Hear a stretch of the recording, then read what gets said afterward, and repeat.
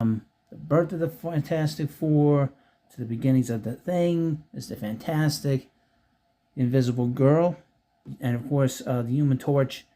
And you see new characters come in, brand new characters like Doctor Doom, and you see old characters back, which used to be Timely Comics, and now of course they eventually becomes Marvel Comics.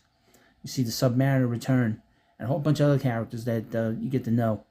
But obviously, with the new movie coming out, it'll be fun to do this, and I'll have a whole bunch of stuff. I got a whole bunch of things here that really spans the Stan Lee, Jack Kirby era. And I don't have too much like I used to have, but I still have some of the things that are important. And obviously, the beginnings of the book is very important. You know, as you know, at the time before the beginning of the FF, at the time Marvel was just doing monster books, I guess some cowboy stuff, and they decided to bring back superheroes. The story is that the president of, I guess, Timely came to Stan Lee and told him, you know, that the Justice League had come out and they were very successful. Why don't you do your own team? And according to legend, Stan was going to retire from comics and just do whatever. And his wife told him, well, if you're going to leave anyway, why don't you just do whatever you want to do? And ergo, the Fantastic Four. That's part of the story. Also, the other part of this is the Jack Kirby influence of stuff that he had done in the past. Challenges of the Unknown, which was a series that he did at DC. There's a lot of similarities, especially in the beginning of the series. There's a real similarity there.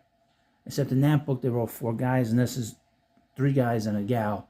And it's very much of its era. The artwork is very much of the 50s and early 60s, quite frankly. The later on stuff doesn't come until much, much later. I don't even know who the inker is in this book, by the way. I don't think they even mention who the inker is. Let's see here.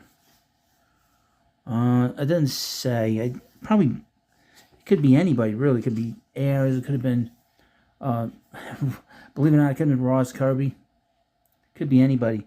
But what's cool about this book is just the beginnings of it and the simplicity of the artwork. And like I said, this is very much of its era. Very much of the early to late 50s, early 60s. You know, the Marvel era has not really begun.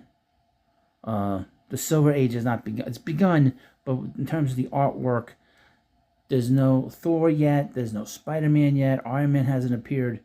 Captain America has not reappeared.